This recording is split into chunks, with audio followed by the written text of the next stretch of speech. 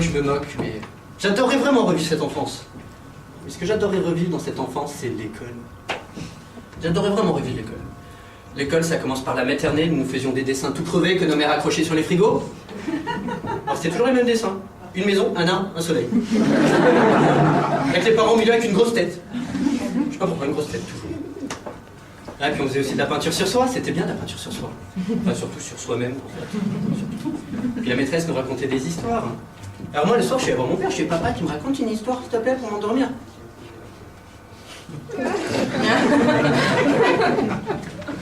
C'est l'histoire d'un petit garçon que s'il n'est pas au lit dans 5 minutes, il va avoir des problèmes, hein. 5 minutes après, je dormais, hein. Il était persuasif. Ah là là, la maternelle. La maternelle, c'était bien. Puis ensuite vient la primaire. La primaire où les choses sérieuses commencent. On commence à apprendre à lire avec les livres Martine. Vous connaissez les livres Martine? Les livres Martine. Il y avait Martine à la plage, Martine à la campagne, Martine fait du jet ski, Martine fait du parapente. Et Martine, la pauvre, à 8 ans, elle a déjà tout fait dans sa vie. Elle va se retrouver à 20 ans blasée.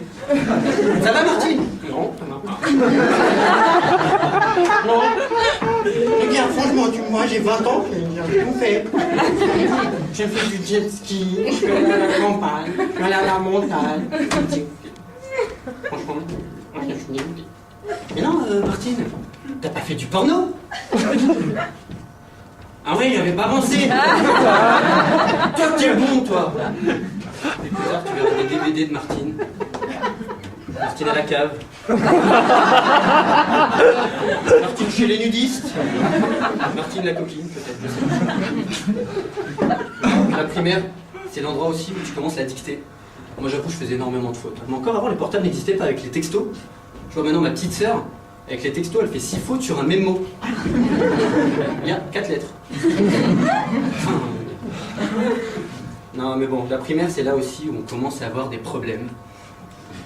J'ai mon petit neveu, là, il y a pas longtemps, qui vient me voir, elle fait « Ah, tonton, j'ai un problème. » Je fais « Qu'est-ce qu'il y a? T'as volé ton poney ?» Il me dit « Non, j'ai un problème de maths. » Je dis « Vas-y, tonton, il a le brevet des collèges, il n'y a pas de problème. » Arthur a 21 sacs de 34 bonbons. Il en donne 12 et en mange 15. Le lendemain, il en rachète 18. Combien reste-t-il de bonbons à Arthur?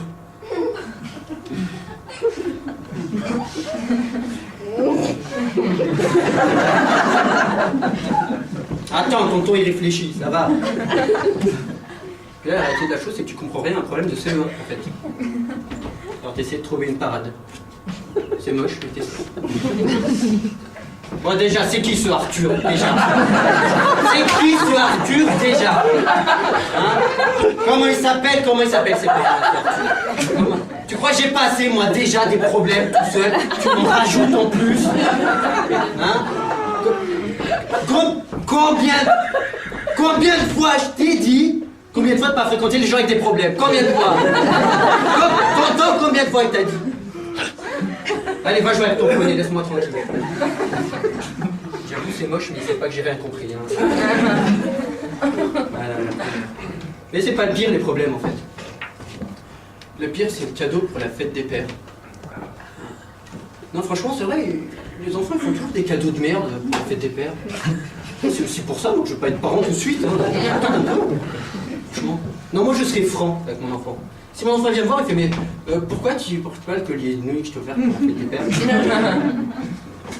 Et je suis parce qu'il est pourri. T'as qu'à le porter toi. Achète à papa une Rolex et la mettra tous les jours. Ah, la primaire. Et puis ensuite vient le collège. Avec la rentrée en 6e. Tu as ton sac à dos beaucoup trop grand pour toi. Ta voix que tu ne contrôles pas. Tu ne sais pas où mettre tes bras. Tu as un duvet de moustache. En un seul mot, l'adolescence. L'adolescence, c'est une période vraiment difficile. Non, c'est vraiment une période vraiment difficile. Où tu te sens incompris. Même par toi-même. Que l'adolescence, c'est l'endroit où tu as tes premiers flirts aussi. Où tu prononces pour la première fois de ta vie cette fameuse phrase. Tu veux sortir avec moi? Tu veux sortir avec moi? Bah, tu me fais marrer cette phrase, tu veux sortir avec moi? Mais pour aller où? Ah, puis, l'adolescence aussi, c'est le moment où tu découvres ton corps. Tu regardes ton premier porno. Oui. Moi, c'était Martine dans 9-3. Ni porno, ni rap, j'aimais bien. Mais non, vous avez vu un truc dans les films porno, c'est que personne regarde et tout le monde tombe dessus par hasard. Toi, t'es là, tu regardes la télé. Ta femme qui rentre, et qu'est-ce que tu fais? Attends, qu'est-ce que tu fais? Non, chérie, je te jure, j'étais en train de regarder un reportage sur Arte, tranquille. Je zappais parce qu'il y avait la pub. Normal. Je jure, tu sais que je trouve ça scandaleux en plus. Ah, puis au collège, rien t'excite en plus. Même Evelyne Delia, la météo. Ah oui, Evelyne Delia. J'aime bien quand tu fais un cumulus. Ah, mais... Non, mais le collège, vraiment. C'est aussi le moment où tu as tes premières amitiés aussi. Je vois maintenant, les élèves, en fait, ils s'envoient des textos en cours. Mais des textos poétiques, hein, du genre... Tu sais, t'es plus ma meilleure amie que cette conne d'Audrey. Cette conne d'Audrey qui m'a piqué l'homme de ma vie, Julien, que j'ai vu depuis plus de 3 jours. Hein. Autant dire que c'était du sérieux. Mais nous, à mon époque, en fait, on s'envoyait des petits bouts de papier. Par contre, quand le prof tombait dessus, il le lisait devant toute la classe. Hep. Oui, toi, oui. Tu me donnes ce papier, tu te dépêches.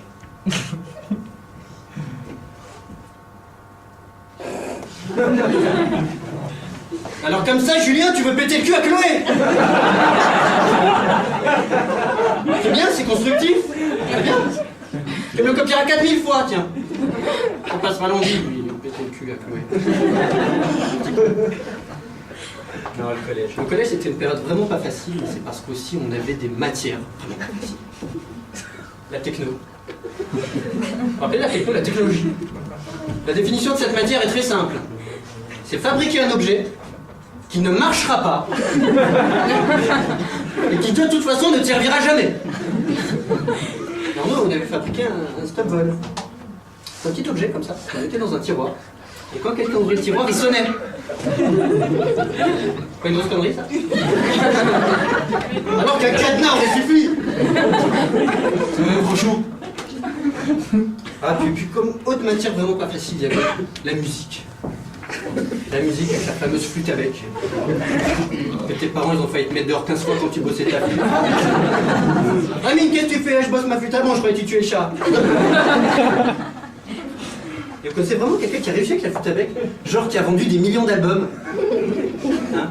Genre qui est passé dans une émission musicale super connue, par exemple Fan 2. Vous vous rappelez de Fan 2 avec Séverine Ferrer? On aurait dit qu'elle avait pris de la coke et d'exta en même temps, tellement qu'elle était speed. Je vous la refais. Oh, bienvenue dans l'émission Fan 2, je reçois aujourd'hui le grand Denis Lagache, le grand flûtiste qui a vendu 1 million d'exemplaires de son album Flûte et reflûte. Salut Denis, comment ça va? Denis, comment ça va? Dis-nous comment ça va, Denis? Ça va. Oh, t'as l'air super content d'être là, ça fait plaisir, Denis, ça fait plaisir. Denis, dis-nous comment ça fait que tu t'es dirigé vers ce fameux instrument, la flûte à bec. Dis-nous, Denis, on tient plus, dis-nous.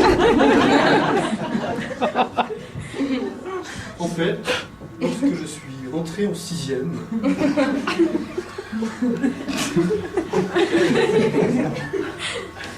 je me suis dirigé vers ce fameux instrument qu'est la flûte à bec. Et j'en suis tombé, littéralement, amoureux.